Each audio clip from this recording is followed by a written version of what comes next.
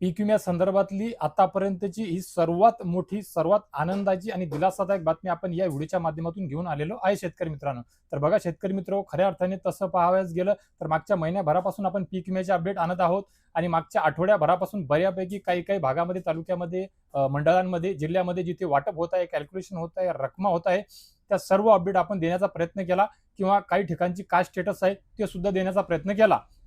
परंतु या व्हिडिओच्या माध्यमातून आता जवळजवळ खूप साऱ्या जिल्ह्यातील शेतकऱ्यांकरिता बऱ्यापैकी जे बुलढाणा, वाशिम, जालना, हिंगोली, परभणी, अहिल्यानगर, धाराशिव हे जे सर्व काही वेगवेगळ्या जिल्ह्यामध्ये शेतकरी रोज प्रश्न विचारत होते, या सर्व शेतकरी बांधवांकरिता पीक विम्या संदर्भात एक महत्वपूर्ण अपडेट आहे, ती या व्हिडिओच्या माध्यमातून आपण पाहण्याचा प्रयत्न करणार आहोत.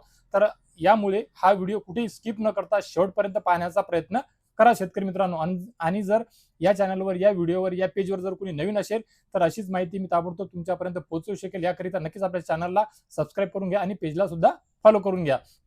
तर बघा शेतकरी मित्र, हा विमा कोणता आहे? तर हा विमा आहे 2024चा, दोनही हंगामाचा, खरीप 2024 आणि रब्बी 2024. आपण रात्रीच उशिरापर्यंत, काल रात्री 10 वाजेच्या जवळपास एक पोस्ट केलेली होती, ज्यामध्ये धाराशिवकरिता अतिरिक्त वाढीव 116 कोटी रुपयाचं पोस्ट हार्वेस्टिंगचं म्हणजे काढणी पश्चातचं अनुदान मिळणार आहे. आता त्यावेळेस इतर जिल्ह्याची माहिती संकलन करत असताना सुद्धा वेळ लागत होता आणि त्या पोस्टवर आणि इतर पीक विम्याच्या पोस्टवर खूप साऱ्या कमेंट येत होत्या की तुम्ही उठलं सुटलं एकाच जिल्ह्याचं सांगता, एकाच जिल्ह्याची अपडेट सांगता, इतर जिल्ह्याची सांगा. काही शेतकरी म्हणत बा वाशिमची सांगा हो, याची सांगा हो, त्याची सांगा हो. तर आता त्या सर्व शेतकरी बांधवांकरिता ही खऱ्या अर्थाने दिलासादायक बातमी आहे. तर आता या बातमीनुसार, या व्हिडिओनुसार कोणाला पीक विमा मिळणार?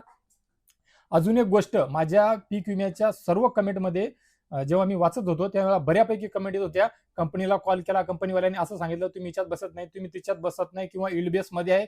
मी छाती ठोकून वेळोवेळी मागच्या दिवाळीपासून, ऑक्टोबरपासून सांगत आहे, त्यांचं मनावर घेऊ नका. माझ्या कमेंट अजूनही तिथे आहेत. इल्ड बेस वाल्यांना सुद्धा इल्ड बेस चेंज होऊन रकमा दाखवून पीक विमा जमा होताना मी पाहिलेला आहे. मला स्वतःला दिवाळीच्या वेळी जवळपास 25,000 रुपये पीक विमा आलेला होता शेतकरी मित्र. बघा, जवळपास 2 एकर करिताचा जो पीक विमा होता तो पीक विमा.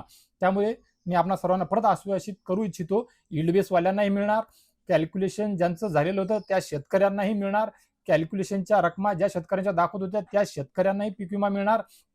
ज्या शेतकरी बांधवांना ऑलरेडी या अगोदर 25% अग्रिम मिळालेला आहे त्या शेतकऱ्यांनाही पीक विमा मिळणार आणि ज्या शेतकरी बांधवांना 200, 400, 500, 700, 1000 रुपये अशा प्रकारामध्ये, अशा अमाऊंट, अशा रकमा मिळालेल्या होत्या, त्या शेतकऱ्यांनाही आता परत ज्या पीक विम्याच्या या रकमा आहेत त्या वाढून मिळणार आहेत. फक्त होणार एवढंच आहे की काही शेतकऱ्यांना सपोज आता 40,000 रुपये दाखवत आहे आणि त्यांना 3 किंवा 7,000 रुपये या अगोदर मिळालेले असतील तर 40,000 रुपयामधून त्या रकमा मायनस होतील, वजा होतील आणि उर्वरित तुम्हाला जे 30-32,000 रुपये असतील ते मिळतील.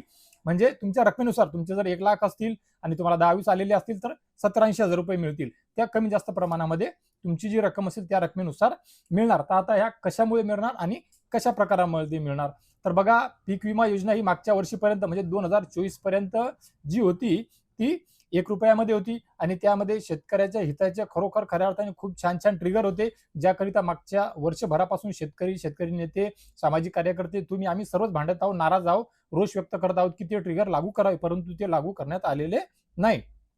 तर या व्हिडिओच्या माध्यमातून आपल्याला तेच बघायचं आहे की ज्या वेळेस नुकसान होते शेतकऱ्यांचं, तर तशा परिस्थितीमध्ये एक जो ट्रिगर आहे म्हणजे मध्यावधी नुकसान भरपाई करिताचा जो ट्रिगर आहे, त्या ट्रिगरच्या नुसार जिल्ह्याचे जिल्हाधिकारी यांना तसे अधिकार देण्यात आलेले असतात की त्यांनी त्या परिस्थितीमध्ये तिथे अधिसूचना काढून अधिसूचनेच्या माध्यमातून शेतकऱ्यांना 25% अग्रिम पीक विम्याच्या माध्यमातून अग्रिम पीक विमा म्हणून रक्कम देण्याची तरतूद ऑलरेडी त्या ट्रिगरनुसार करण्यात आलेली होती आणि बऱ्यापैकी काही जिल्ह्यामध्ये तिथल्या त्या जिल्हाधिकाऱ्यांनी तसं केलं सुद्धा. त्या शेतकरी बांधवांना 25% रक्कम मिळालेल्या सुद्धा आहेत.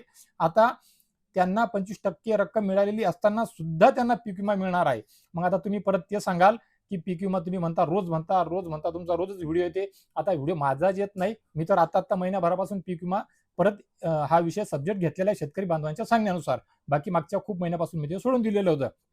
परंतु लक्षात घ्या, जेव्हा कधी पीक विमा कंपनीला राज्य शासनाच्या वतीने त्यांचा निधी मंजूर करण्यात येतो, हिस्सा मंजूर करण्यात येतो, त्यांना देण्यात येते, त्या कारणास्तव, कारण की खूप साऱ्या तुम्ही व्हॉट्सअप चॅटबोटवर पहा, PMFBYच्या पोर्टलवर पहा किंवा क्रॉप इन्शुरन्सच्या ऍपमध्ये सुद्धा पाहू शकता की खूप साऱ्या शेतकऱ्यांना पेंडिंग स्टेट बाय गव्हर्नमेंट वगैरे लिहून येते, त्याचा अर्थ तोच असतो की त्यांचा हिस्सा बाकी आहे, त्यांचा हिस्सा आल्याच्या नंतर तुम्हाला रक्कम मिळेल.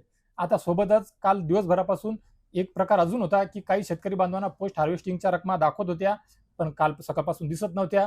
त्या संदर्भात आपण ऑलरेडी काल व्हिडिओ बनवलेला आहे आणि त्या शेतकरी बांधवांनी कमेंट केल्याच्या नंतर, त्या शेतकरी बांधवांनी विचारपूस केल्याच्या नंतर हे एक क्लिअर झालेलं आहे की आपण जे व्हिडिओ बनवतो, आपण जी अपडेट देतो, माहिती देतो ती खरी आहे. कारण तर आपण जर दिलेली माहिती खोटी असती तर काल परत शेतकरी बांधवांनी कमेंट केल्या नसत्या की सर आमच्या पेमेंटच्या ज्या रकमा होत्या पीक विम्याच्या त्या दिसत होत्या परंतु आता दिसत नाही. म्हणजे याचा अर्थ आपण जे व्हिडिओ सांगितलेला होता ती रकमा दिसण्याकरिता सुरुवात झालेली आहे 24च्या, 22च्या, 23च्या. तर त्या दिसू लागल्या मागच्या आठवड्यामध्ये. तेव्हाच ते शेतकरी बांधव आता कालपासून सांगत आहेत की रकमा दिसत नाहीये. तर असो, हरकत नसावी.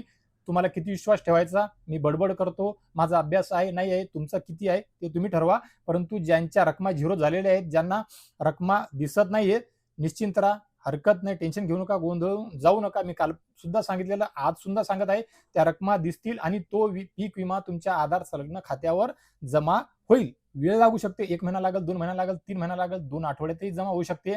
आणि महत्वाचा विषय परत सोबत तोच की काही शेतकरी बांधवांचं म्हणणं असं आहे, त्यांचा अभ्यास आहे, हरकत नसावी, की बुवा आता पीक विमा भरण्याकरिता मुदत वाढवून दिलेली आहे, पीक विमा भरलेला नाहीये शेतकऱ्यांनी, त्याकरिता चॉकलेट आहे. होऊ शकते, परंतु पीक विमा मिळतो.